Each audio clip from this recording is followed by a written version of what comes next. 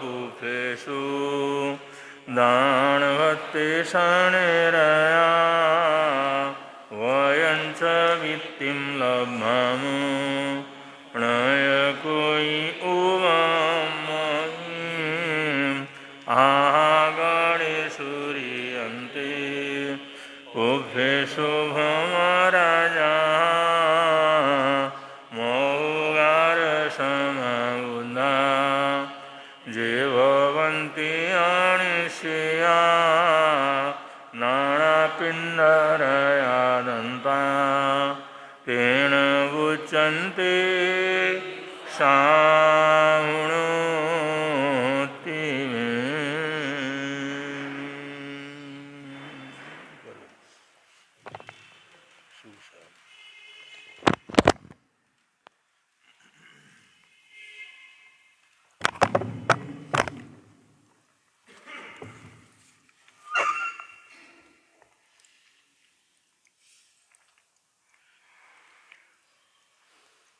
मीठे मीठे बोल प्यारे गुरुवर के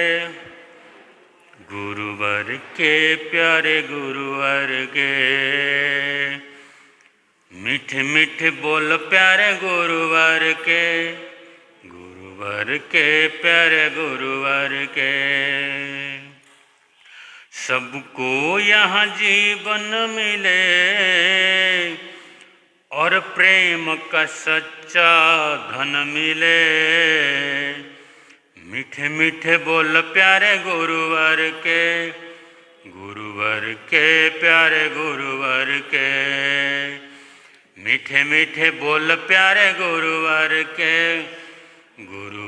के प्यारे गुरुवर के। पवन चले तो गाती है यही गान, इन गुरुवर का क्या मैं करूं गुणगान। पवन चले तो गाती है यही गान,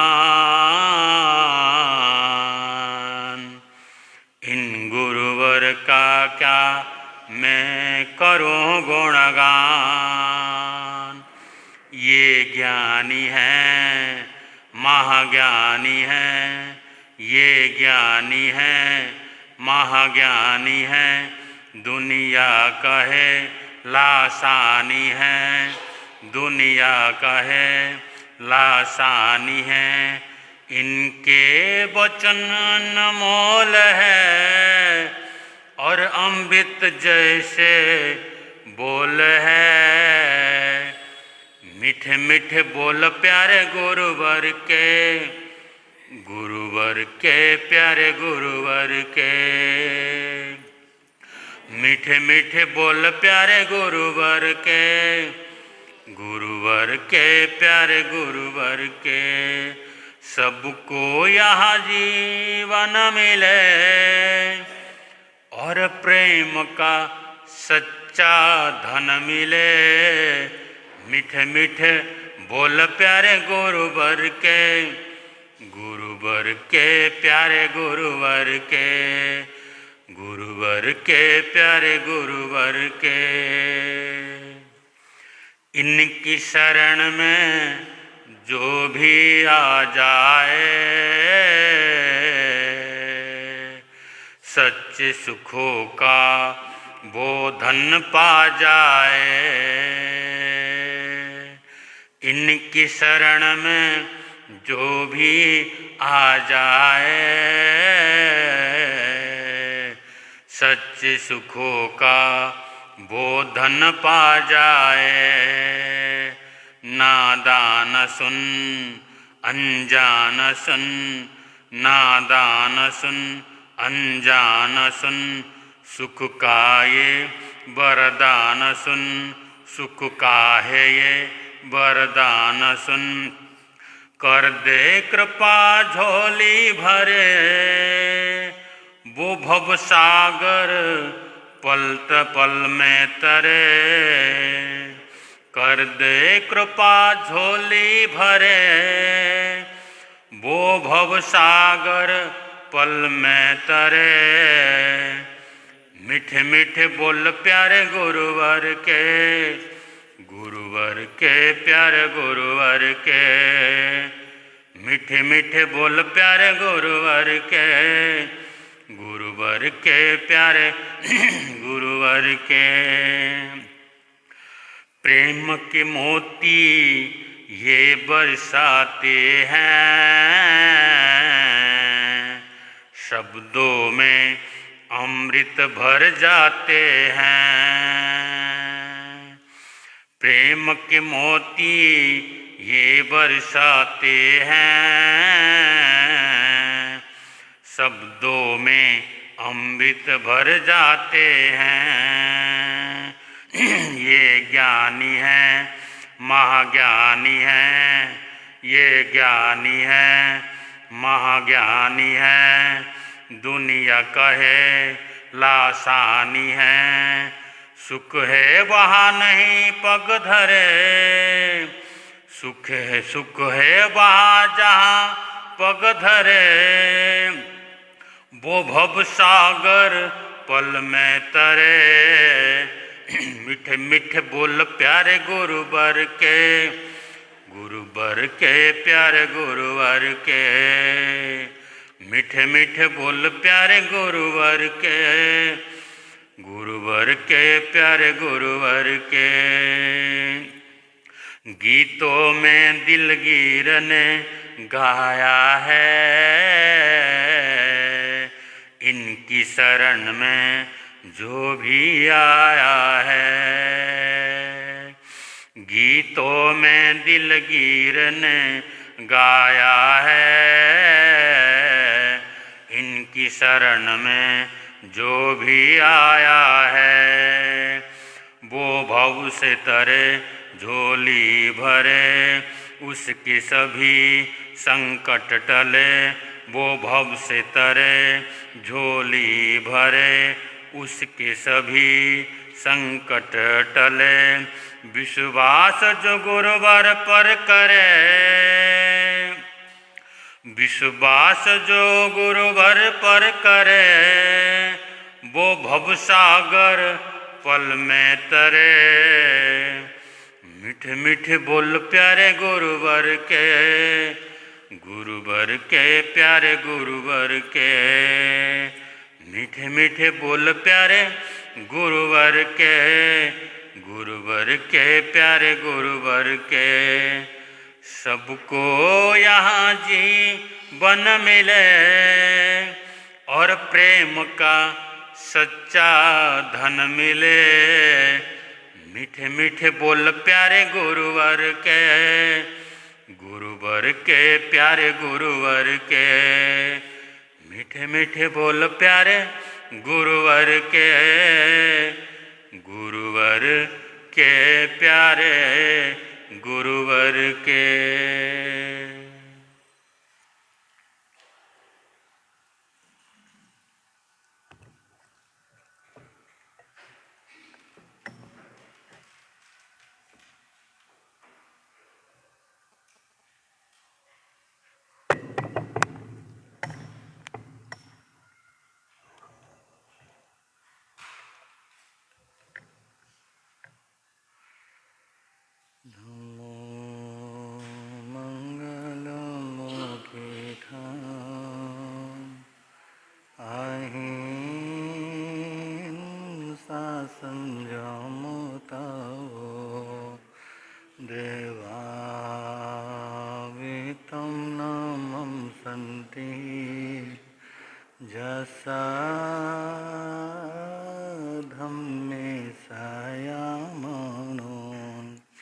दुनिया के चराचर जीवों पर कर्मों ने जाल बिछाया।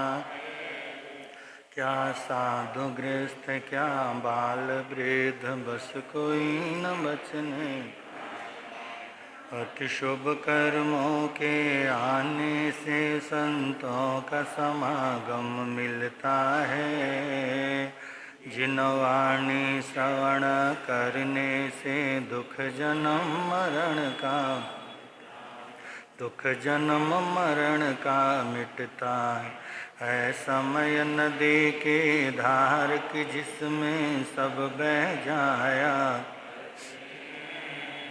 है समय बड़ा तूफान प्रबल पर्वत झुक जाया करते अक्सर दुनिया के लोग समय में चक्कर खाया लेकिन कुछ ऐसे होते जो इतिहास बनाया करते हैं इतिहास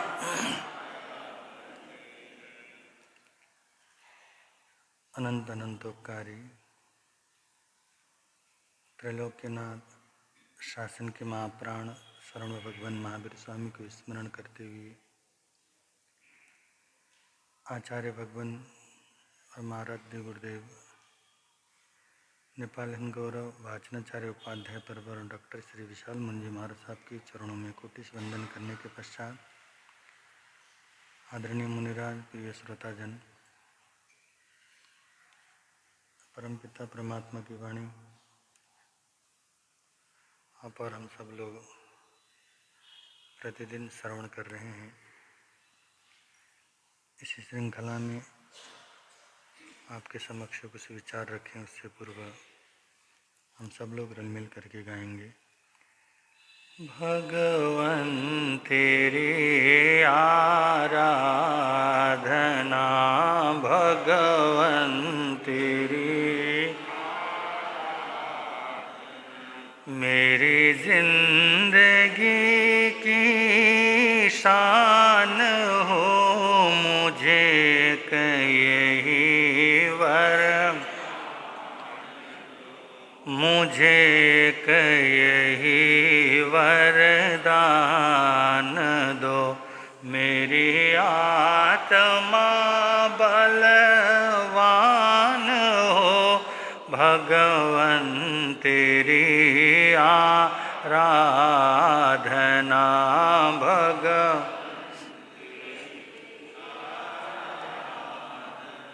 मुझे सुख की कोई परवाह नहीं, दुख में भी निकले नहीं, मुझे सुख की कोई दुख में भी निकले नहीं, बस एक तेरा ध्यान हो, बस एक तेरा ध्यान हो, होठों पे तेरा नाम हो, भगवन तेरी आराधना,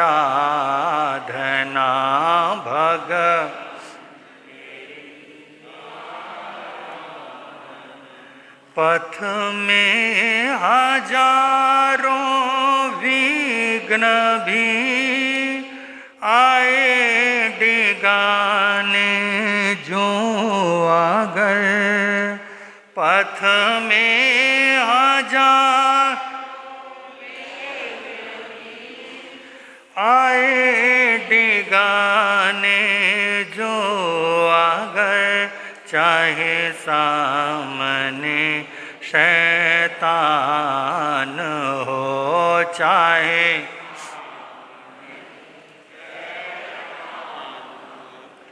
मेरे प्राण भी कुर्बान हो, भगवन तेरी आराधना, भगवन तेरी आराधना।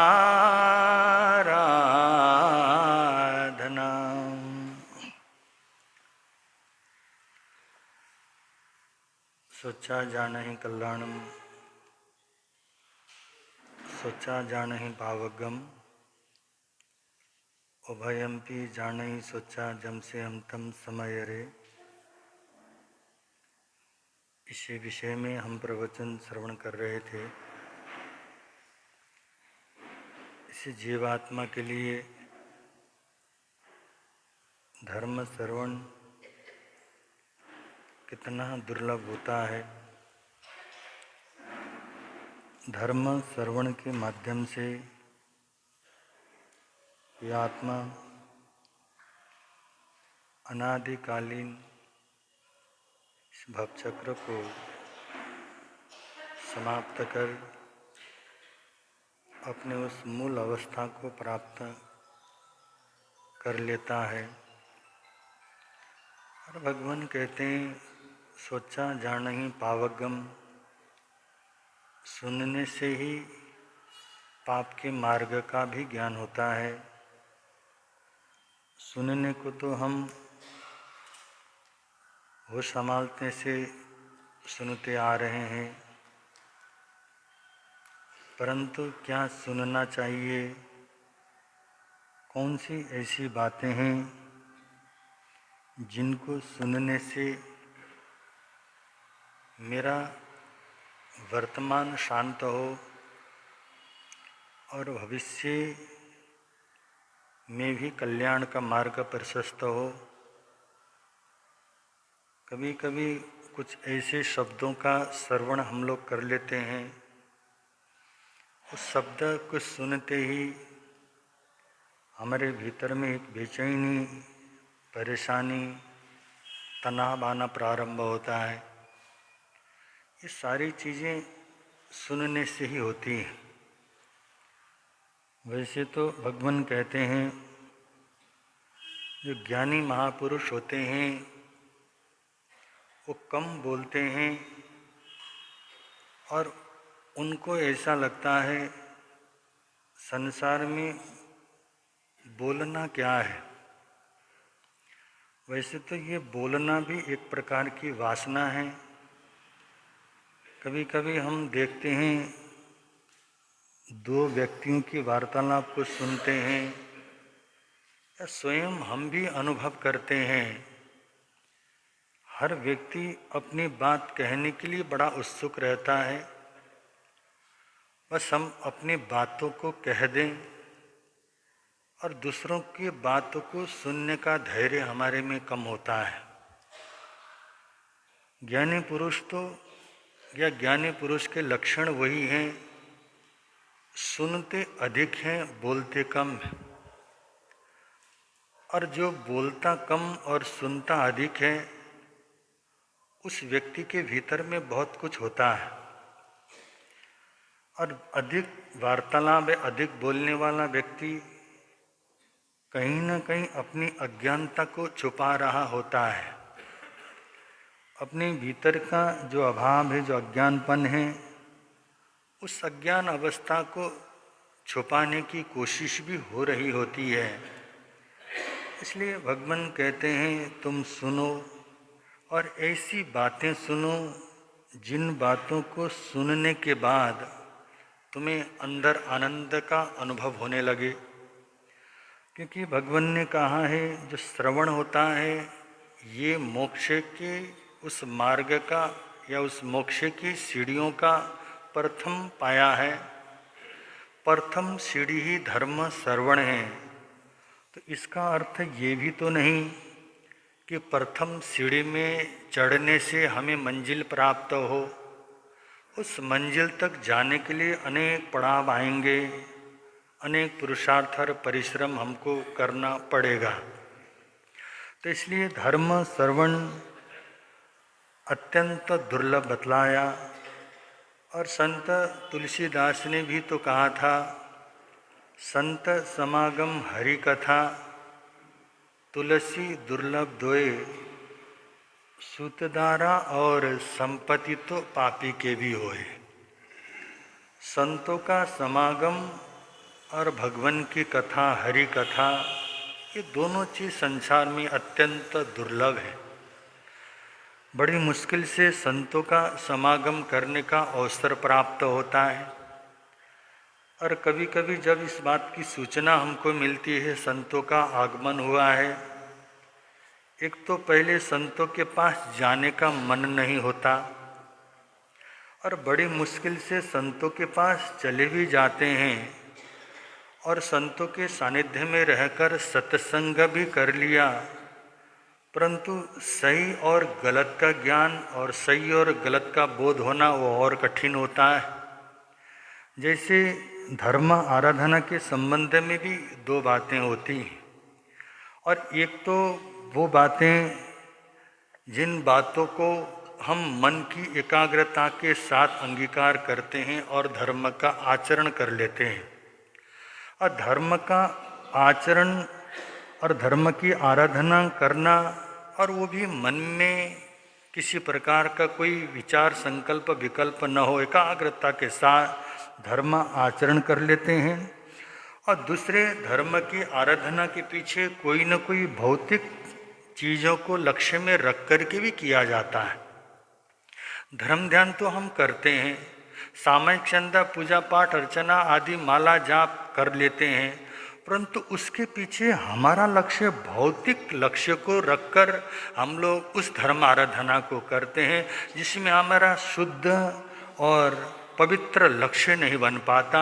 और शुद्ध और पवित्र लक्ष्य के अभाव में जिस गंतव्य तक हमको पहुंचना चाहिए था, उस गंतव्य तक हम लोग पहुंच नहीं पाते।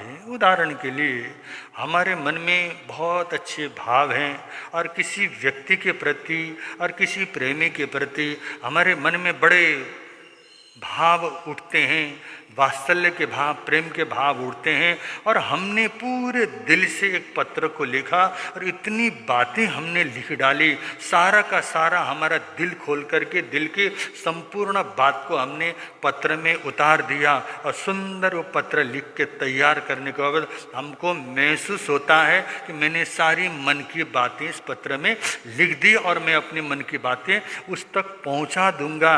और बंधु, बहुत सुंदर कवर में हमने उसको डाला, डाल करके पोस्ट ऑफिस में जाके हमने उसको डाल भी दिया, परंतु उस पत्र में हमने पता क्या कर दिया, गलत लिखा। दूसरी जगह का अगर हम लोग पता लिखते हैं तो बंधु, जिस व्यक्ति तक जो हमारे भाव पहुंचने चाहिए थे वो भाव उस व्यक्ति तक नहीं पहुंच पाते हैं, और वो अन्यत्र किसी जगह पर पहुंचते हैं वो भाव, और उसमें कहीं कोई किसी प्रकार का उस पते पर उस बातों का कोई मूल्य नहीं होता है। तो बंधु, कभी कभी हमने भी ऐसी गलती कर दी। हम करते तो हैं धर्म ध्यान, करते तो हैं हम सामायिक और संभाव की आराधना करते हैं, जाप पाठ आदि अनेक धार्मिक क्रियाओं को करने के बावजूद हमारा पता क्या हो जाता है, गलत होता है। जो आध्यात्म के साथ जो आत्मा के लिए जो आराधना होनी चाहिए थी वो न हो करके हमने भौतिक चीज़ों के प्रति लक्ष्य रख करके हमने अपने धर्म ध्यान अनुष्ठान को कर दिया, और हमारे को जो चीज़ मिलनी चाहिए वो चीज़ हमें क्या करती है, मिलती नहीं है। और इसलिए बंधु, जो 100% हमको फल प्राप्त होना चाहिए था वो फल हमको प्राप्त नहीं होता है। इसलिए हम स्वयं देखें कि हमारा मन एकाग्र तो है, एकाग्र होना भी बड़ी बात नहीं है, परंतु हमारा मन निर्मल है या नहीं है, हमारा मन शुद्ध है या नहीं है, हमारा लक्ष्य पवित्र है या नहीं है। अगर हमारा भाव पवित्र हो, हमारा लक्ष्य पवित्र हो, तो निश्चित रूप में जो भी चीज़ हमने जिस स्थान पे पहुंचने के लिए किया है उस जगह पर, उस गंतव्य तक हम निश्चित रूप में पहुंचते हैं। ये सारी बातें हमें हमारे धर्म श्रवण और आराध्य गुरुओं के सानिध्य से ही क्या करता है, प्राप्त होता है। इसलिए ज्ञानी पुरुष कहते हैं, मुश्किल से धर्म या सत्संग, धर्म श्रवण और सत्संग का अवसर मिलता है, फिर भी बंधु मन तैयार नहीं होता। मन अनेक तरह के बहाने बनाता है, कल करेंगे, परसों करेंगे, फिर चलेंगे, ऐसा कहते कहते हमें धर्म स्थान के करीब आने से रोकता है। बेमुश्किल आ भी गए, आने के बावजूद भी बंधु, जो धर्म हमें मिलना चाहिए था वो न मिलने के पीछे एक ही कारण है कि अभी हमने शुद्ध रूप में उसको समझा नहीं है। और बंधु, समझा होता तो बंधु निश्चित रूप में कुछ न कुछ मिलता। और साधु के सानिध्य में कभी कभी व्यक्ति क्षण भर के लिए क्या करता है, सत्संग कर लेता है, क्षण भर में ही बहुत सारी चीज प्राप्त होती है। और संतों का समागम मिलता कहाँ है, इसलिए तका संत समागम, हरि कथा, साधुओं का समागम और भगवान की कथा, वितरा की कथा को प्राप्त होना बड़ा कठिन होता है। आप सब लोग सुनते हैं, आपके इसी रेलवे रोड में बंदो घोर तपस्वी स्वामी श्री निहाल चंद जी महाराज, खूबचंद जी महाराज पंचमी के लिए बाहरली भूमिका को जाते हैं और वृद्धावस्था होने के कारण पुलिया में विश्राम कर रहे हैं। सामने से नवाब आता है और नवाब घोड़े में से ही उन संतों से पूछता है, क्योंकि जीवन में पहली बार किसी संतों को से नवाब ने देखा है, तो उसने अपने बंदो नवाबी पारे में उसने पूछ लिया, उनका परिचय पूछता है, तुम कौन हो। उस समय बंदो घोर तपस्वी स्वामी श्री निहाल चंद जी महाराज ने बहुत लंबा चौड़ा उपदेश और संदेश समझाने के लिए प्रयत्न नहीं किया। कभी कभी महापुरुषों का सानिध्य, महापुरुषों की वाणी इतनी जल्दी जीवन में लग जाती है कि बंदो जीवन आमूलचूल परिवर्तित हो जाता है। और घोड़े से उतर करके उस व्यक्ति ने जब संतों का परिचय पूछा तो बंदे एक टक उन तपस्वी महाराज ने उस नवाब की ओर देख करके कहा, हम तो बता देंगे हम कौन है, तू बता तू कौन है। तो बंदे उस समय उसने कहा था कि मैं नवाब हूं। और घोर तपस्वी निहाल चंद जी महाराज ने इतना ही तो कहा था, अरे तू काहे का नवाब है। नवाब का मतलब होता है जिससे तेरे राज्य में तेरे अधीन में रहने वाले प्रत्येक प्राणी का तू माई बाप अगर बनने की क्षमता और बनने की ताकत और बनने के गुण तेरे में हैं तो तू नवाब हो सकता है। नहीं तो ये नकली नवाब का कपड़ा ओढ़कर वस्त्र को धारण करके नवाबी पारे से कोई नवाब हुआ नहीं जाता। बंधु ये दो चार शब्द ही तो थे, और ये दो चार शब्द जब लगने होते हैं तो बंधु किस तरह से जीवन में लग जाते हैं। और बंधु सुनने वाले में भी वो शक्ति और क्षमता होनी चाहिए कि मैं कैसे सुनता हूँ, मैं जिज्ञासावश सुन रहा हूँ या फिर मैं उस वैसा ही टाइम पास के लिए सुनता हूँ, इसमें भी बड़ा मूल्य होता है। तो बंधु ये दो चार शब्द, दो चार मिनट का सत्संग बंधु नवाब के लिए जीवन को पूर्ण रूप में बदलने वाले आमूलचूल परिवर्तन का कारण बनता है। और बंधु जीवन उसका क्या हो गया, बदल गया। एक नवाब है जिसका आहार शुद्ध नहीं है, अशुद्ध आहार से शुद्ध आहार की ओर लौटना और प्रतिदिन गुरुदेव के सानिध्य में आकर सत्संग करने का उसने संकल्प किया। ये होता कैसे है, ये होता तब है कि बंधु हम जब हमारा जीवन बंधु बदलने को तैयार हो, हमारे मन में अंदर उत्साह हो, परिवर्तन के अगर क्षण आते हैं तो बंधु ऐसा परिवर्तन आता ही है। और बंधु इसी तरह घोर तपस्वी श्री निहाल चंद जी महाराज जब प्रथम बार गणराज जी महाराज के दर्शन के लिए गए थे तब भी तो वो दो ही शब्द थे। वो शब्द क्या था कि उन्होंने पूछा तू कौन है, उन्होंने कहा भावड़ा हूँ। उन्होंने कहा अरे तू काहे का भावड़ा है, जिसको संतों के सामने आने की तमीज नहीं है, ऐसा व्यक्ति कोई भावड़ा हो सकता है। भावड़ा तो वो होता है जो दानशील तप और भावना में जिसके भाव बड़े होते हैं वो भावड़ा होता है। मुझे सामान्य से शब्द इस घटना को न जाने कितनी बार हमने सुना है, परंतु थोड़ी थोड़ी बातें, जरा जरा सी बातें जीवन को कैसे बदल देती हैं। ये कोई विशेष बात हमको भले ही ना लगे, लेकिन जब जीवन बदलने का वक्त होता है ये छोटी छोटी बातें हमें क्या कर जाती हैं, बहुत कुछ ज्ञान कर दिए जाती है। और बंधु उसी समय जिन गुरु के चरण पकड़े और जीवन भर के लिए उन्होंने अपने गुरु का चरण और शरण लिया, और लेने के बाद इतना ऊंचा जीवन जिस महापुरुष ने जिया है। और बंधु ऐसा आदर्श समय जीवन जीने की शक्ति ऐसी व्यक्ति के जीवन में आती है, ये उसी का परिणाम है संतों का समागम और बंधु धर्म श्रवण। इसके माध्यम से ही क्या होता है बंधु जीवन में ऐसा परिवर्तन आता है। अन्यथा बंधु हमारे पास वक्त होता है, समय होता है, परंतु समय तो होता है वो समय बेअर्थ बेमतलब की बातों के लिए तो हमारे पास भरपूर समय होता है, सार्थक बातों के लिए बंधु कितना कम समय। और हमने हमेशा बहाना बना लिया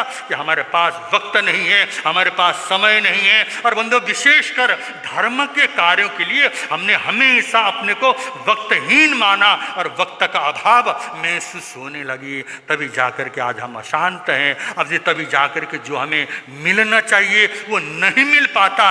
यही तो हमारा क्या होता है, कारण होता है। ऐसे ही बंधु आप लोग सुन ही रहे थे एक श्रेणिक चरित्र के माध्यम से महाराजा श्रेणिक, जब महाराजा श्रेणिक का जीवन आगे बढ़ता है और बंधु जब जीवन में उनके सुपुत्र के महामंत्री बनने के बाद जब वो पूर्ण रूप से राजकाज से मुक्त हो जाते हैं, ऐसे समय में दो ही तो उनके पास लक्ष्य है, या तो अपने जीवन को सदुपयोग, अपने जीवन के इस समय को मूल्य सदुपयोग कर लो, या बंधु उसका दुरुपयोग करो। महाराजा श्रेणिक ने अपने समय का दुरुपयोग किया और बंधु मांस खाना, शिकार करना और सातों को व्यसन में संलग्न रहने का उनकी जो दिनचर्या बने, अंत में जाकर छोटी सी घटना घटी, इसमें 7 में नरक में जाने के कर्म बंधन। थोड़ी थोड़ी बातें होती हैं, यह तो ठीक है, वीतराग महापुरुषों ने हमें बतलाया, इसलिए हमको ऐसा पता ज्ञान होता है, नहीं तो हमने भी न जाने किस समय कौन से ऐसे घोर कर्मों का बंद किया होगा, और न जाने कौन सा क्षण हमारे लिए आत्मा के पतन के लिए और बंधु उस पाप कर्मों को बांध कर कौन सी इस गति में जाने के कर्मों का बंद हम लोग भी क्षण क्षण के अंदर करते हैं। हमको भले वो सामान्य लगता है, जब कोई पाप हम लोग जीवन में पहली बार करते हैं ना, तो पाप हमको लगता है बहुत बड़ा अपराध हमने कर दिया है। जब हम उस पाप करने के आदी हो जाते हैं, आज किया, कल किया, परसों किया, करते करते जब हमारी आदत बन जाती है, तब हमको तो ये पता ही नहीं चलता ये पाप कर्म भी है या नहीं है। हम उसके आदत से ऐसे आदि हो जाते हैं, फिर हमको नहीं लगता। इसे महाराजा श्रेणिक ने भी ऐसा जीवन जीना प्रारंभ कर दिया। एक हिरणी की हत्या कर दी और एक हिरणी की हत्या के साथ साथ में उसके बच्चे का भी उसने दो प्राणी की हत्या के साथ साथ में जो उसने मन वचन और काया के साथ मतलब निकाचित कर्मों का बंद किया, और निकाचित कर्मों के बंद के कारण आयुष्य कर्म बंधे और नरक में जाने के कर्म क्या कर लेता है, बांध लेता है। और ऐसा ही समय पास करता हुआ, समय भरपूर है, राजकाज से पूर्ण रूप में मुक्त हो गया, फारिग हो गया, और क्या किया जाए, टाइम पास के लिए अनेकों साधन ढूंढ रहा है। टाइम पास के लिए सब साधन ढूंढा जाता है, उसमें दो ही तो चीज़ें हमारे पास है, या तो सन्मार्ग भी है और एक कुमार्ग भी है। और बंधु सन्मार्ग में चलने वाला व्यक्ति शांति और आनंद को उपलब्ध हो जाता है, परंतु ज़्यादातर हमारा आकर्षण कुमार्ग की ओर होता है, क्योंकि गिरना बड़ा आसान होता है, संभल कर ऊपर चढ़ना निश्चित रूप में कठिन होता ही है। ऐसे ही महाराजा श्रेणिक एक बार राजमहल में बैठे, और राजमहल में बैठे बैठे बंधु कुछ समय पास के कुछ ऐसे मनोरंजन के साधनों की प्रतीक्षा कर रहे थे। एक चित्रकार आता है, और चित्रकार आकर के वह अनेक तरह को चित्रों को दिखा करके बंधु वो चित्रों को बेचकर अपने आजीविका का उपार्जन करने वाला एक चित्रकार आया। और चित्रकार ने जब सारे चित्रों को दिखाया, महाराजा श्रेणिक ने वहाँ पर सभी चित्रों को देखना प्रारंभ कर दिया। और बंधु यही हमारा क्या होता है, समय को बर्बाद करने का तरीका होता है, जिसके साथ हमारा कोई लेना देना नहीं है। मतलब किसी व्यक्ति के चित्र को देखकर उसके साथ चाहे हमारा राग का जन्म हो, चाहे द्वेष का जन्म हो, इन चीज़ों से हमें कुछ लेना देना तो होता नहीं, परंतु हमारा मन तुरंत क्या करता है, उसके साथ जुड़ जाता है। और महाराजा श्रेणिक ने भी अनेकों राजकुमारी के फोटो, अनेकों ऐसे व्यक्तियों के फोटो उन्होंने देखना प्रारंभ कर दिया। कहते बंधु एक फोटो को देखकर महाराजा श्रेणिक की निगाहें वहाँ पर अटक जाती है, और उन्होंने उस चित्रकार से पूछा, ये व्यक्ति है, महिला कौन है, नारी कौन है, कन्या कौन है। उस समय उसने जब परिचय दिया, ये महाराजा चेटक की सुपुत्री चेलना है। और बंधु जब परिचय प्राप्त हुआ, उस समय महाराजा श्रेणिक के मन के अंदर विचार आया, मुझे इसके साथ क्या करना है, विवाह करना है। और इस तरह के भाव हमारे मन में आ जाते हैं। घर में पूरा राजमहल रानियों से भरा पड़ा है, फिर भी बंधु किसी एक व्यक्ति को या एक नारी को देखकर उसके प्रति मन में आकर्षण पैदा हुआ। फिर हमारे मन में विचार आया, इतनी महिलाओं के साथ भोगने के बाद जो आनंद मुझे न मिला, शायद यहाँ पर मिल जाए। ये अधूरेपन को पूर्ण करने के लिए न जाने किस तरह के पाप हम लोग कर डालते हैं। अब उनके मन के अंदर वासनाएं जागती हैं, और वासना जागने के बाद पूर्ण परिचय प्राप्त किया, ये है कौन, और इसके साथ अगर विवाह करना हो तो कौन सा ऐसा मार्ग है जो इसके साथ विवाह करने का हमारे मार्ग मिल सकता है। तब बंधु उसने जब पूर्ण परिचय दिया, और वो 12 वर्षीय श्रावक है, और उनकी कन्या भी बंधु संपूर्ण व्रतों को धारण करने वाला वो परिवार है। और उनके सारी बहनें 16 सतियों में, प्रमुख सतियों में, उन साध्वियों में क्या करता है, उनका नाम आता है। ऐसे चेलना का संपूर्ण परिचय होने के बाद महाराजा श्रेणी क्या कर रहे हैं, उस तरफ ध्यान देना प्रारंभ करते हैं। और यही हमारा क्या होता है, जीवन होता है। जब बंदो साधुओं का संपर्क न हो और धर्म श्रवण का ये अवसर मिलता है, उसका मूल्य अगर न समझा जाए तो कहीं पर भी किसी भी व्यक्ति किसी भी तरह हम लोग दिख सकते हैं, भटक सकते हैं। और ये भटकते हुए बचने के लिए एक ही तो माध्यम है, हम क्या करें, संतों के सानिध्य में जाएं और गुरुओं के सानिध्य में जाकर धर्म श्रवण करके अपने आप को सावधान किया जा सकता है। ये घटनाएं किस तरह से आगे घटती हैं, ये तो समय के अनुसार आपके समक्ष रखने का प्रयत्न करेंगे। इतना कहते और आप और हम सब लोग वाचनाचार्य भगवान के मुखारविंद से जिनवाणी श्रवण करेंगे। बोल शरण भगवान महावीर स्वामी की।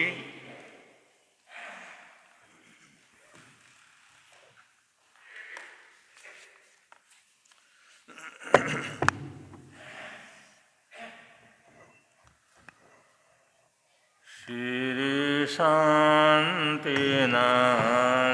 भगवान आनंद वरता ओ श्री शांतिनाथ भगवान आनंद वर विघ्न हरण प्रभु आप विघ्न हरण प्रभु आप ओ मंगल करण महान आनंद वरता ओ मंगल करण महान आनंद वर श्री शांतिनाथ भगवान आनंद वरता ओ श्री शांतिनाथ भगवान आनंद वर सुख संपत्ति पावे सदा सुख संपत्ति पावे सदा जो धरे आपरो नाम आनंद वरता जो धरे आपरो ध्यान आनंद वर श्री शांतिनाथ भगवान आनंद वर सिद्धाणं बुद्धाणं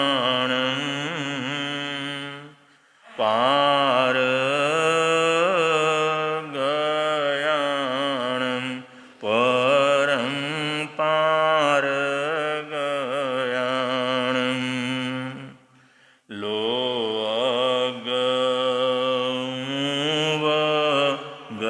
लोअगमवगयाणं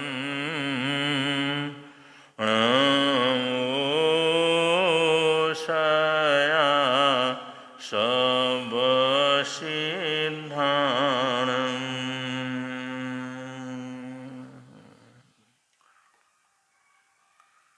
प्रसंग चल रहा है अनुयोग के अंतर्गत पौरुषाचार का। पौरुषाचार के लिए बतलाया कि कोई भी कार्य करने से पहले साहस जगाना पड़ता है, ताकत बनानी पड़ती है, मन बनाना पड़ता है, अपने आप को तैयार करना पड़ता है। भले ही हम रोज उस कार्य को करते हों, लेकिन फिर भी जब भी उसको प्रारंभ करना है तो कुछ न कुछ तैयारी करनी पड़ती है। कल हमने करोड़ों पक्षियों का उदाहरण दिया था। रोज उड़ारी भरते हैं, सारा दिन उड़ते हैं, लेकिन 12 घंटा आराम करने के बाद उनको पुनः जो उस आकाश के अंदर जो है छलांग लगाना है तो तैयारी करके ही लगाते हैं, एकदम नहीं लगाते। बिल्ली सोती है, कुत्ता सोता है, जब भी वो नींद से उड़ता है तो अंगड़ाई लेता है। एक बार ऐसी गहराई अंगड़ाई लेता है तो उसके अंदर ताकत पैदा होती है चलने की, भागने की, अपने आप को सुरक्षित करने की। कोई भी काम हो, कोई भी प्राणी हो, बिना तैयारी के तो कुछ नहीं कर सकता। और जो भी कार्य करना है उससे पहले जो साहस जगाना होता है, मनोबल को दृढ़ करना होता है, उसके लिए अपने आप को तैयार करना होता है, उसका प्लान करना होता है, ये सब पौरुषाचार के अंतर्गत आता है। तो पौरुषाचार के बिना हम कुछ नहीं कर सकते। कोई भी काम करना हो तो उसके अंदर तैयारी तो करनी होती है। और तैयारी कैसे करते हैं? एक पशु है, बगुला है, अब जब वो पानी के अंदर चलता है, किसी तालाब में चलता है और उसको लगता है भाई मैंने मछली पकड़ना,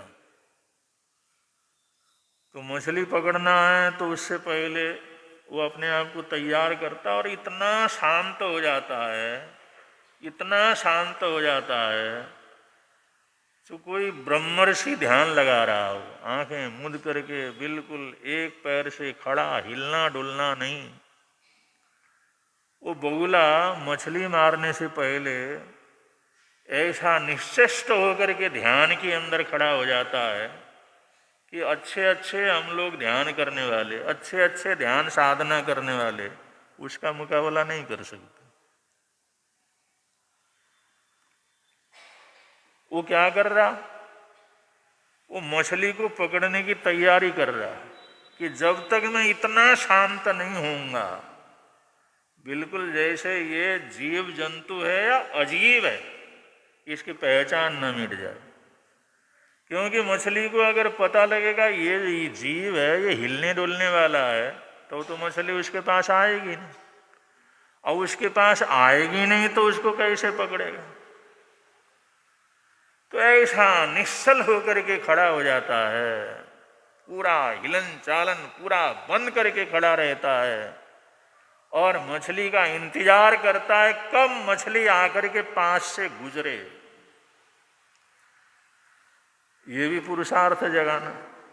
अपना काम पूरा करने के लिए तैयारी नहीं करेगा तो मछली कैसे पकड़ेगा?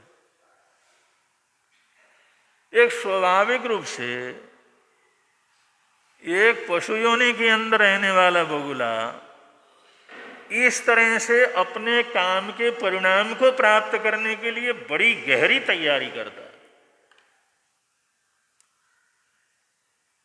और उसको किसने सिखाया नहीं, कुछ जो प्राकृतिक जीवन को जीते हैं तो कुछ आवश्यक काम होते हैं, अपने आप उनको जो ध्यान हो जाता है, अपने आप ज्ञान हो जाता है और अपने आप ऐसा करने लग जाते हैं। और 10-10 मीटर का छलांग लगाने वाला वो शेर या वो भालू या वो जो शिकार करने वाले जानवर होते हैं, वो भी जिस समय देखते हैं किसी का शिकार करना है तो चुपचाप ऐसे बैठ जाते हैं, हिलन डालन पूरी तरह से खत्म करके बैठ जाते हैं। ऐसा लगता है पता नहीं ये पत्थर है या मिट्टी का ढेला है या कोई पेड़ का शाख पड़ा हुआ है, जैसे बिल्कुल निश्चल होकर के बैठ जाते हैं। क्या मजाल जरा सा भी इधर उधर हिले वो, और वो भी 2 क्षण 10 क्षण के लिए नहीं, काफी देर के लिए, जब तक वो शिकार सामने नहीं आता। जैसे मिर्ग का करना है, उसमें किसी खरगोश का करना है, किसी और प्राणी का करना है, वो जानता है पता लगता ही है इतना भाग जाएगा, मेरे हाथ में नहीं आएगा। तो नजदीक में आने की जैसे चरते चरते आ रहा है, चरते चरते पशु आ रहा है तो शांत होकर के बैठ जाता। इतना तल्लीन होकर के बैठ जाता है, इतना तल्लीन होकर के बैठ जाता है, काफी देर तक यही पता नहीं लगता इसके अंदर जीव है या नहीं, चेतना है ही नहीं। तो कोई भी काम करने से पहले उसकी तैयारी हर किसी को करनी पड़ती है। इसी को कहते हैं पौरुषाचार, पौरुष को जगाना। लेकिन यहाँ पर जो पौरुषाचार का वर्णन है ये शुभ भाव में है, अशुभ में नहीं है। क्योंकि प्रयत्न तो जैसे साहूकार अपने धन दौलत को सुरक्षा करने का करता है, और उससे ज़्यादा प्रयत्न चोरी करने वाला उसको लूटने के लिए, चोरी करने के लिए उससे ज़्यादा काम करता है।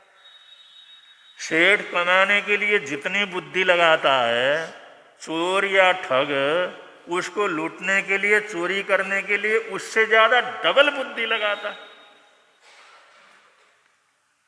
बिना परिश्रम के चोरी थोड़ी होता है, उसमें बड़ी मेहनत करनी पड़ती है। कमाने वाला सारा दिन जगता है और चोरी करने वाला सारी रात जगता है, सारी रात सावधान रहता है। कमाने वाला भी दिन भर जे भूखा रह करके भी कमाई करता है, चोरी करने वाला भी दिन भर रात भर भूखा रह करके, प्यासा रह करके उसको लूटने का प्रयत्न करता है। प्रयत्न तो दोनों तरफ ही। बिना श्रम के तो ये भी नहीं होता, चोरी करना, डाका डालना या दूसरे को लूटना, खसोटना, ये सब उसके लिए भी तो उसको कितना दिमाग लगाना पड़ता है और कितनी अपनी सुरक्षा की व्यवस्था रखनी पड़ती है, किसी को हरकत से जरा सा भी पता ना लगे। जाते आते करते किसी को जरा सा भी कानों कान पता ना लगे, इतना मेहनत करता है, इतना परिश्रम करता है, और इतनी मेहनत करके किसी को लूट लेता है, इतनी मेहनत करके किसी को जो है खसोट लेता है, चोरी करता है। लेकिन ये सब यहाँ पर पौरुषाचार के अंदर नहीं है। ये थोड़ा सा ध्यान रखने की बात है। यहाँ जो पौरुषाचार का वर्णन है ये शुभ में है, पुण्य रूप में है। ये अपने लिए आत्मकल्याण के हिसाब से, अपने शुभ लक्ष्य को लेकर के अगर हम कोई पौरुष करते हैं, पुरुषार्थ करते हैं, तो पौरुषाचार के अंतर्गत आता है। जैसे ज्ञान के लिए करते हैं तो ज्ञानाचार होता है, दर्शन के लिए करते हैं प्रयत्न तो दर्शनाचार होता है। ऐसे अपने जीवन को संवारने के लिए, संयम से के लिए करते हैं तो वो जो है चरित्राचार के अंतर्गत आता है। जब अपने आप को तपाने के लिए, अपने कर्मों की निर्जरा करने के लिए, अपने अशुभ कर्मों को तोड़ने के लिए करते हैं तो तपाचार के अंतर्गत आता है।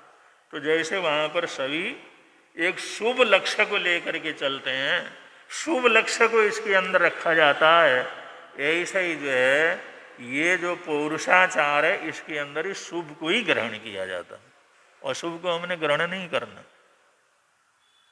कि जो चोर जो है पुरुषार्थ करता है वो भी पौरुषाचार के अंदर है, ऐसा नहीं। पौरुषाचार के अंदर तो आत्म कल्याण के लिए, अपने हित के लिए या दूसरों के हित के लिए, स्वयं कल्याण के लिए या पर कल्याण के लिए शुभ भावना से जो प्रयत्न किया जाता है वो सब पौरुषाचार के अंतर्गत आता है। इसी को कहते हैं पौरुष का मतलब मानव, मानवीय आचरण, मानवता का आचरण। पौरुषाचार का मतलब है पुरुषाकार पराक्रम, मानवीय आचरण। जैसे मानव को जो आचरण करना चाहिए, मानव को जो आचरण करना श्रेयस्कर हो, जो आचरण धर्म की दृष्टि से, सामाजिक दृष्टि से, पारिवारिक दृष्टि से या जो एक नैतिकता की दृष्टि से श्रेष्ठ हो, ऐसा प्रयत्न करना, ऐसा पुरुषार्थ करना, ऐसा हिम्मत करना, ऐसी चीज़ों को बोलना, ऐसा चिंतन करना जो स्व पर कल्याणार्थ हो, उसी को पुरुषाचार, ये जो है पौरुषाचार के अंदर लिया जाता है। तो इसके अंदर शुभ लेना है, अशुभ नहीं लेना। लेकिन दुनिया के अंदर बहुत से जो शुभ पौरुषाचार होता ही है, लेकिन जो गलत है उसको पौरुषाचार के अंदर नहीं लिया जाता। तो बहुत लोग गलत काम करने के लिए बड़ा प्लान बनाते हैं, बहुत मीटिंगें करते हैं, बड़ा वार्तालाप करते हैं, और उसके फाइनल जो ऐसा करते हैं, कौन करेगा, कब करेगा, किस समय होगा, वो भी तो प्लानिंग सारे के सारे करते हैं, लेकिन वो पौरुषाचार के अंदर नहीं आता। यहाँ पर पौरुषाचार का जहाँ पर भी हम वर्णन करेंगे या कहीं पर भी पौरुषाचार का जो प्रसंग आएगा तो हमारे को समझना चाहिए शुभ है, ये परोपकार है, अच्छाई के लिए, आत्म कल्याण के लिए बतलाया गया है। ये हमारा कनेक्शन अशुभ में नहीं जाना चाहिए, शुभ की अंतर्गति जाना चाहिए, क्योंकि पुरुषाचार शुभ रूप है, पुण्य रूप है, आचरणीय है, मानवीय आचरण के रूप में इसको स्वीकार किया जाता है। इतना पौरुषाचार के रूप में समझने की सबसे बड़ी जरूरत है। और कोई भी हम अपने स्वपर कल्याण के लिए कुछ भी करते हैं तो उसमें भी बड़े साहस की जरूरत होती है, बड़े त्याग की जरूरत होती है, बलिदान की जरूरत होती है, उसके अंदर अच्छे भावों को लाने की जरूरत होती है, अच्छे भावों से भय को दूर करने की जरूरत होती है। और कोई भी ऐसा प्रसंग रुकावट में आए तो उसको संभावपूर्वक सहन कर सकने की ऐसी योग्यता भी उसके अंदर प्रकट करनी पड़ती है। तो ये सब पौरुषाचार के अंतर्गत आता है। और इस पौरुष को जगाए बिना तो दुनिया के अंदर कोई काम नहीं होता। अगर हम यात्रा भी करते हैं तो यात्रा करने के लिए अगर साधन लेकर के चलते हैं, कहाँ कहाँ से हमने निकलना है ये प्लान बना करके चलते हैं, कहाँ कहाँ पर कैसी ज़रूरत पड़ेगी ये भी सोच करके चलते हैं, कहाँ कहाँ पर कैसा मौसम आएगा उसके लिए हमारे के लिए कौन से कपड़े चाहिए इसकी भी तैयारी करके चलते हैं। तो ये सारी तैयारी करके चलते हैं तो हमारी यात्रा सुखद होती है। अगर ऐसा परोसन नहीं करेंगे, प्रयत्न नहीं करेंगे तो हमारी यात्रा परेशानी वाली हो जाती है, तकलीफ वाली हो जाती है। तो ये पौरुष तो हर जगह पर उसका लागू होता है। लेकिन पौरुषाचार अगर हमारे जीवन के अंदर नहीं है, आदमी सोचता है मुफ्त का ही मिले, बिना परिश्रम का मिले।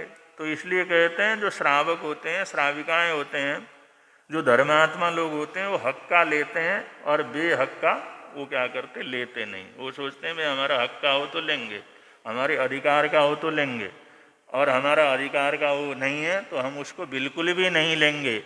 ये जो है पांचवें व्रत के अंतर्गत इसकी मर्यादा होती है। हम अपने हक का ही लेंगे, अपने परिश्रम का लेंगे, अपनी मेहनत का लेंगे। हम मेहनत करेंगे, परिश्रम करेंगे और अपना पेट भरेंगे, अपनी ज़रूरतों को पूरी करेंगे। अनाधिकार चेष्टा करके अगर करते हैं तो हमारे व्रत खंडित होते चले जाते हैं। उसमें चोरी का भी दोष लगता है, अनैतिकता का भी दोष लगता है, बहुत से ऐसे पाप जीवन के अंदर होते हैं। इसलिए श्रावक श्राविकाएं जो पौरुषाचार की तरफ चलने वाले हैं वो हमेशा ये सोचते हैं हमने हक का लेना है, बिना हक का हमने नहीं लेना। अगर कोई चीज़ अगर रास्ते में भी अगर मिल जाती है उसको तो भी वो कहता मेरा नहीं है, अव्वल तो उठाता नहीं है, अगर उठाता भी हो तो धर्मादे के अंदर ही लगा देता है, परोपकार के अंदर ही लगा देता है, सेवा के अंदर भी लगा देता है। बहुत से लोगों को जैसे कोई नोट मिल गया, कोई सिक्का वगैरह मिल गया तो वो सोचते हैं भाई ये है अब यहाँ पर पड़ा रहेगा, चलो भाई अगर वो इसे तो उठाए नहीं तो भी ठीक है, अपना कोई काम ही नहीं आना है तो काहे को उठाना, अपने प्रयोग ही नहीं करना है तो काहे को उठाना। इसलिए पहले ज़माने में हमारे देश में जिसको राम राज्य कहते हैं उस समय कोई पड़ी हुई चीज़ हो तो पड़ी रहती थी, कोई उठाता ही नहीं था। उसकी हो तो उठाएगा वरना दूसरा उठाएगा ही नहीं। अगर जैसे धर्म स्थान के अंदर कोई गया और कहीं पर अपनी चीज़ वो भूल गया और भूलने के बाद उसको शाम को याद आया, दूसरे दिन याद आया अरे भाई हमारी चीज़ तो वहाँ रह गई है, तो अगर जो एक दिन के बाद भी आएगा तो उसकी चीज़ जहाँ पड़ी है वहीं पड़ी हुई इसको मिलेगी, कोई उसको हाथ नहीं लगाएगा। वो कहता मेरा आए नहीं तो मैंने क्यों हाथ लगा। अगर कोई वहाँ पर साफ सफाई करने वाला है, कोई कर्मचारी है, कोई व्यवस्था करने वाला है, वो भी उठा करके चलो भाई यहाँ है तो यहाँ पर हमने सफाई करना, एक तरफ उठा करके उसको रख देता है। तो जैसे आजकल कोई भी चीज़ ऐसी होती है तो वो लोग ऑफिस में ले जा करके जमा करवा देते हैं, साहब ये चीज़ वहाँ पर गिरी हुई मिली है और जिसकी है उसके जो यहाँ पहुँचा दो। और ऑफिस में जा करके आदमी कहेगा भाई ऐसी चीज़ यहाँ मिलेगा, हाँ साहब ये है मिली हुई है, और अनाउंसमेंट भी करते हैं, बहुत बार करते ही है ना हमारे लोग। हमारे मंत्री जी वगैरह सब करने वाले करते हैं, भाई फलानी चीज़ ऐसी मिली हुई है, किसी की हो तो आप क्या कर लो, ले लो। तो ये हमारी सभ्यता है, हमारे अधिकार का नहीं है, हमारे कब्जे का नहीं है, तो हम उस चीज को उठाते नहीं, हाथ ही नहीं लगाते। ये हमारे देश की पूरी पुरानी संस्कृति है। अगर वो चीज पड़ी है तो पड़ी है, कोई दूसरा उसको उठाएगा नहीं। तो ये इस तरह का आचरण, इस तरह की प्रवृत्ति, ये पौरुषाचार के अंतर्गत आती है।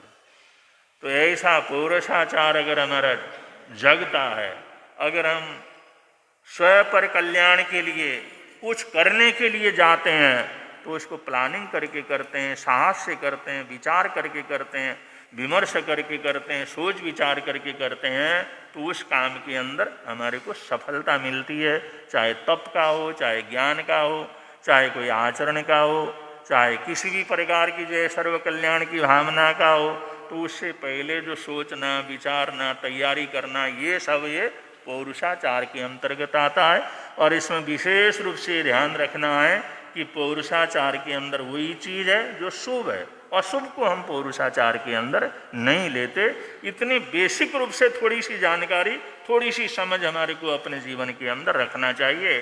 तो इस प्रकार पौरुषाचार का वर्णन चल रहा है। समय पर और भी आप लोगों को बतलाएंगे। आज आप लोगों ने हमारे जन्म जयंती के उपलक्ष्य में जो है एकासना दिवस रखा हुआ, काफ़ी लोगों ने एकासना की है, और जो एकासना करवा रहे हैं उनकी तरफ से प्रयत्न हुआ है, तैयारी हुई है। तो आप लोग एकासने की तपस्या काफ़ी लोग कर रहे हैं। सबको एकासने की बहुत बहुत मंगल कामनाएं देते हैं। और ठीक 12 बजे एकासने का सामूहिक रूप से, क्योंकि आइमिल और एकासने जो भी जैन नगर के अंदर होते हैं वो सामूहिक रूप से होते हैं। तो सामूहिक रूप से उससे पहले प्रार्थना होती है, पाठ होता है, आराधना साधना होती है, उसके बाद जो है आइमिल या एकासना किए जाते हैं। तो उसकी सूचना संघ की तरफ से मिलेगी। तो उस सूचना के अनुसार आप लोगों ने करना है। और आप लोग कोई भी कार्यक्रम तपस्या के द्वारा, सद्भावना के द्वारा, प्रार्थना के द्वारा अपने गुरुओं को प्रदान करते हैं। यह आप लोगों की प्रवृत्ति बहुत श्रेष्ठ है, और ये गुरु महाराज ने शुरू से यहाँ पर ये प्रारंभ करवाया है। उसका अनुसरण लगातार उसी तरह आप लोग करते हैं। आप सबको बहुत बहुत मंगल कामनाएं, सद्भावनाएं देते हैं। इन्हीं मंगल कामनाओं के साथ बड़े प्रेम से आप लोग बोलेंगे, मिलता है आनंद प्रभु की वाणी से, मिलता है आनंद घर में लगता प्यारा प्यारा है, लगता प्यारा प्यार, पापों की वह बहती धारा, पापों की वह बहती हो जाती है बंद प्रभु की वाणी से, हो जाती है बंद प्रभु की वाणी से, मिलता है आनंद प्रभु। आज हमारी धर्मसभा में ठेठ हैदराबाद से वहाँ का भंडारी परिवार यहाँ पर आया हुआ है। श्राविकाएँ और बच्चे और भाई लोग सब लोग आए हुए हैं। ये परिवार जब आराध्य गुरुदेव का सिकंदराबाद में चतुर्मास हुआ 1993 का, तब से ये परिवार जुड़ा हुआ है और लगातार संपर्क में रहते हैं, हमेशा लाभ लेते हैं। और भंवरलाल भंडारी वो तो पूरे हमारे देश में अच्छे नेता के रूप में रहे हैं। तो भंडारी परिवार यहाँ पर आया हुआ है, उन्हें बहुत बहुत मंगल कामनाएं देते हैं, सद्भावनाएं देते हैं। आज का एकासने वियासने का प्रत्याख्यान, जिन जिन का भी एकासना हो, तो आज के एकासने का प्रत्याख्यान करवा रहे हैं। आप सब एकासने की तपस्या कर रहे हैं। सबको हम बहुत बहुत मंगल कामनाएं। बड़ी उम्र की बहनें वो भी आप लोग कर रहे हैं, छोटे बच्चे भी कर रहे हैं। बड़ी संख्या में आप लोग एकासना की आराधना कर रहे हैं। सबको बहुत बहुत आशीर्वाद, बहुत बहुत मंगल कामनाएं। 7 आ रहे ऐसी मंगल कामनाएं हैं। और ठीक 12 बजे सामूहिक रूप से एकासने के महोत्सव के ऊपर पहुंचना है, जिससे जाप पाठ के अंदर भी आप लोग सम्मिलित हो सकें। आज के एकासने का बचकाना सहसगरण महत्व सब समाज बर्तन त्याग वो सरे तपस्या करने वालों को। और आज का अगर व्यासना या और कोई हो तो आज के आयमिल का प्रत्याख्यान अगर किसी का एक हो, आज आयमिल और आयमिल का जो हमारे सौरभ जी, उनका आज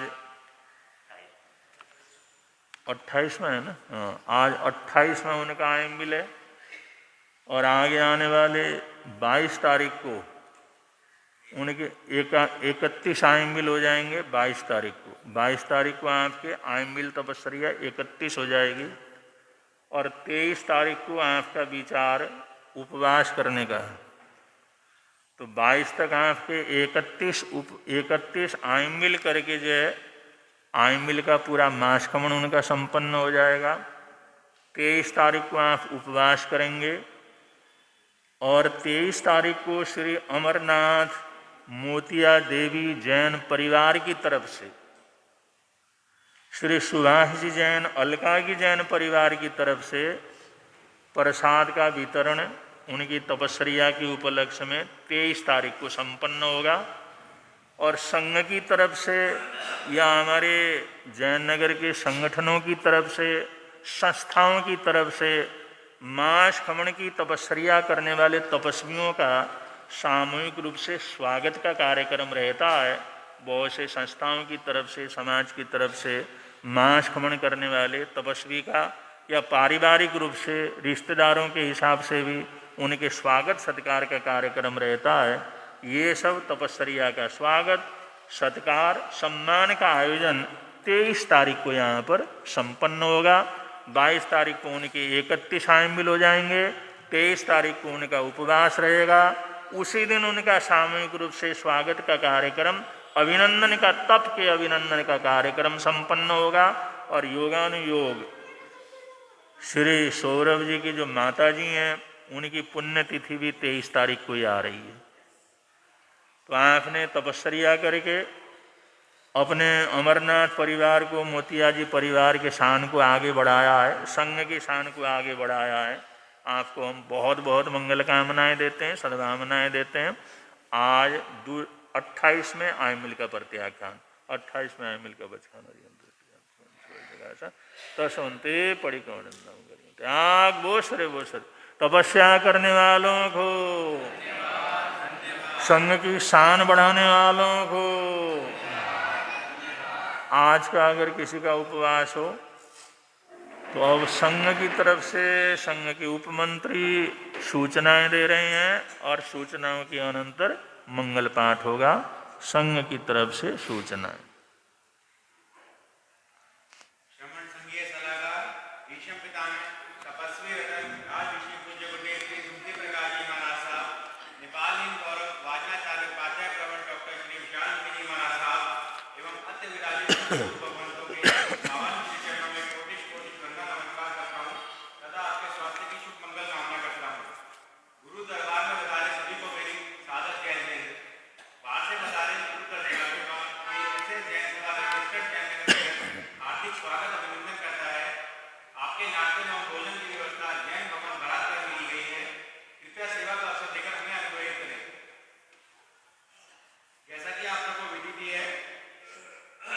नेपाली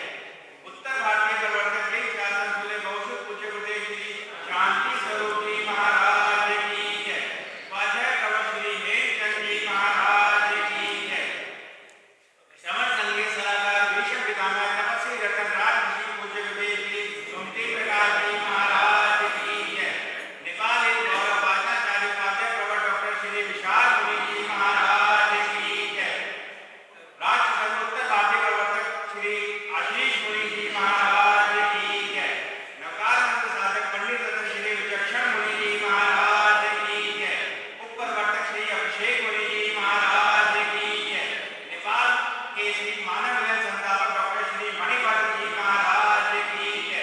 सब साधु साधियों की जय। जैन धर्म की जय।